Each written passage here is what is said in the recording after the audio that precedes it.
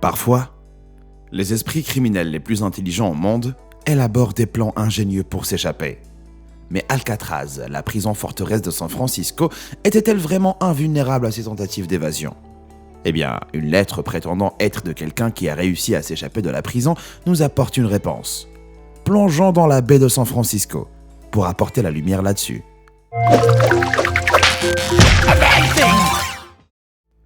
Alcatraz a servi de 1934 à 1963, période pendant laquelle elle a abrité certains des criminels les plus infâmes de l'histoire américaine.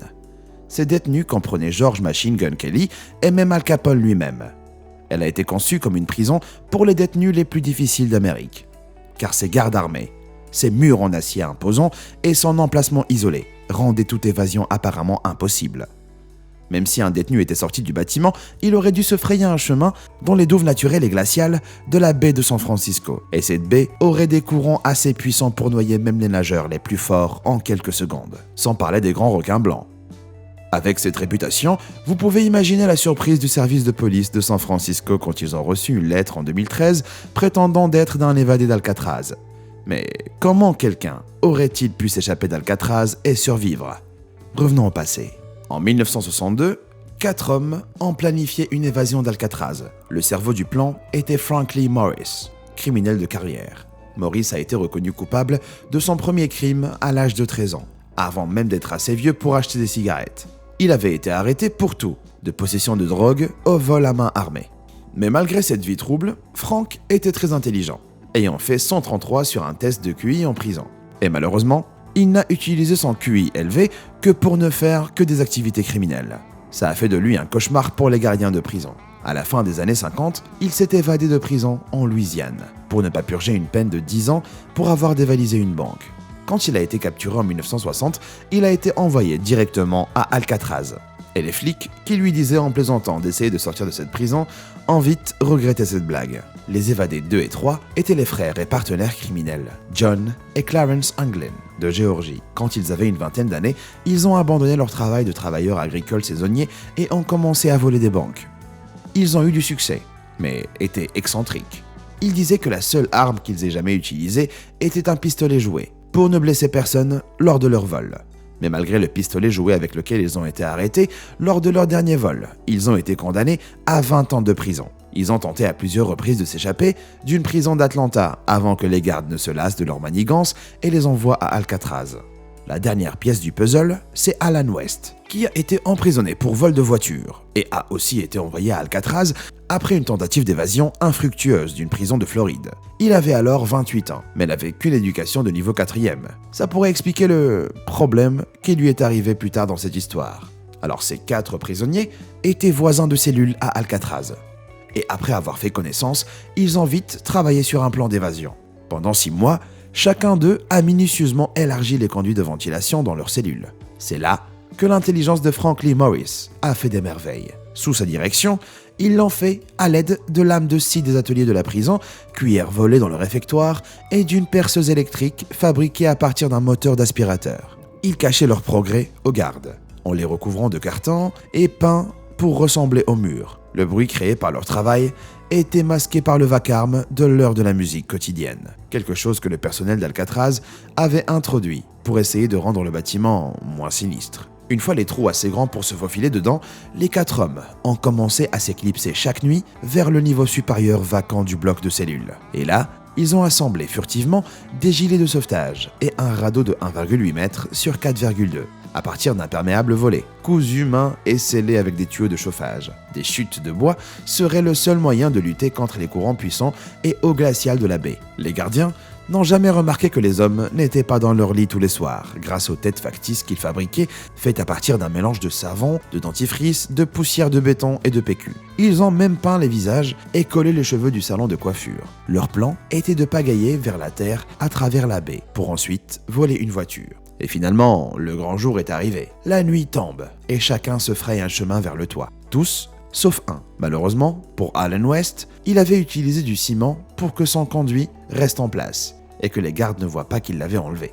Et il avait durci. Quand il l'a enlevé, c'était trop tard. Morris et les frères Anglin devaient partir sans lui. En prenant leur équipement avec eux, ils ont descendu un conduit de ventilation jusqu'au sol. ont escaladé 2 clôtures de barbelés de 3,6 mètres de haut.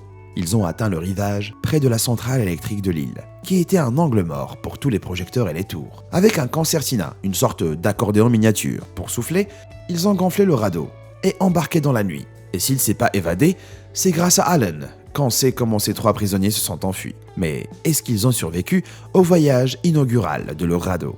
Regardons les preuves.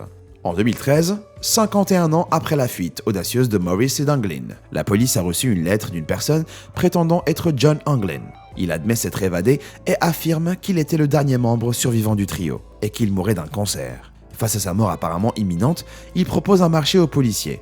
Il se rendrait s'il lui promettait de le faire soigner, et moins d'1 an d'emprisonnement. Mais cette lettre extraordinaire était-elle vraiment de John Anglin?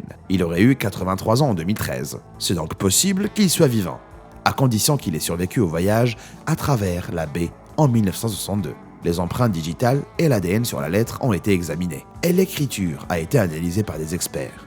Mais les résultats n'ont pas été concluants. Sans certitude, les origines de la lettre peuvent sembler douteuses au premier abord, mais il y a des raisons convaincantes qui montrent que le trio a quitté l'île en vie, ce qui peut donner de la crédibilité à la lettre. Alors que le FBI a officiellement conclu en 1979 que les 3 hommes se sont noyés après leur évasion en 1962, leurs corps n'ont jamais été retrouvés et tout le monde n'était pas convaincu.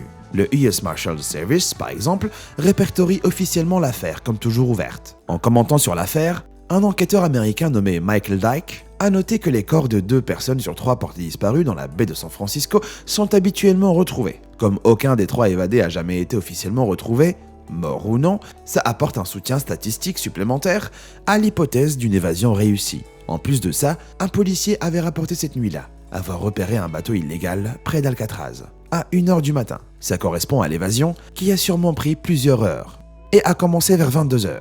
Certains théorisent que le trio a eu de l'aide de l'extérieur, parce qu'une telle évasion nécessiterait aussi de bien planifier une vie en fuite. Sous la direction du roi de l'évasion, Frank Morris, est-ce que ça a vraiment l'air impossible?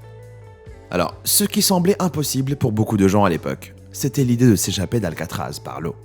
La réputation de la baie faisait de toute évasion un effort futile et mortel.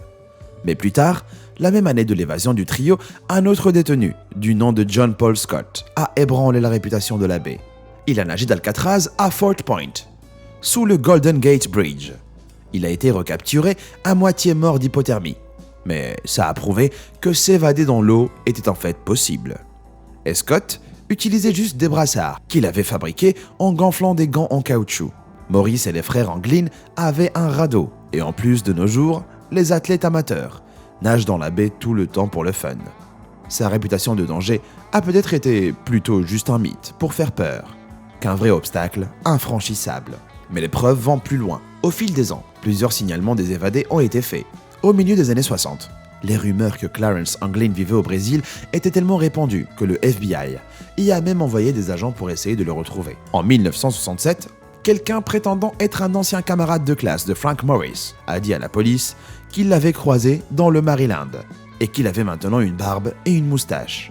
En plus de ça, les membres de la famille des Anglins ont rapporté avoir reçu plein de cartes postales non signées, venant apparemment des frères. Au fil des ans, la mère des Anglin recevait même des fleurs anonymement chaque jour de la fête des mères, jusqu'à sa mort en 1973. Et 2 femmes grandes, étranges et maquillées, auraient assisté à ses funérailles. À la mort de leur père, 2 hommes mystérieux, avec de grandes barbes, sont venus au salon funéraire et ont pleuré devant le cercueil, puis sont partis. Est-ce que ça aurait pu être les déguisements ridicules et bâclés des 2 rois de l'évasion? On sait pas. Des années plus tard, en 1989, il est dit que le trio était en Floride. Une femme a appelé la ligne de signalement des mystères non résolus et a dit qu'elle avait reconnu une photo de Clarence Anglin comme un homme vivant dans une ferme vers chez elle. Une autre femme sans lien de parenté a aussi déclaré l'avoir vu dans la même région, quand un 3e témoin a identifié un croquis de Frank Morris et a déclaré avoir vu un homme lui ressemblant, exactement au même endroit en Floride.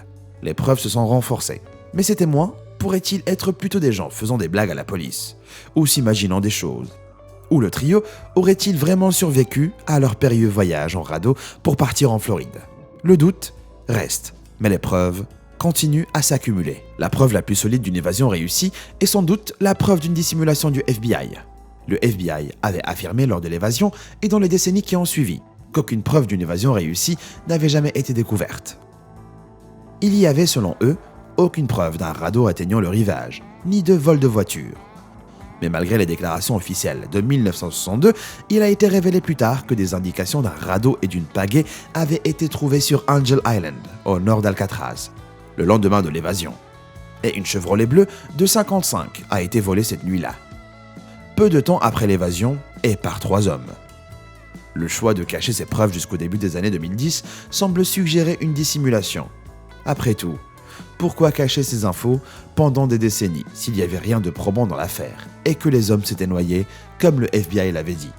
Et ça suscite la méfiance. Mais il y a un dernier élément que certains considèrent comme la preuve ultime d'une évasion réussie. Une photo prise en 1975 qui représente les 2 frères Anglin. La photo a été donnée à la famille Anglin par un vieil ami de la famille dans les années 90 qui affirmait avoir rencontré les frères dans les années 70. La photo a récemment été examinée par un analyste de la reconnaissance faciale qui a conclu que les hommes dessus pouvaient bien être les frères. Si la photo est vraiment d'eux, leur évasion a dû être un succès. Et avec la dissimulation et les nombreuses observations et contacts signalés avec les frères Anglin, une lettre de confession serait-elle impossible? À vous de décider.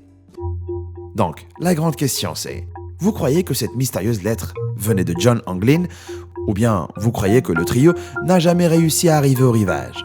Dites-le moi dans les commentaires et merci d'avoir regardé. À bientôt.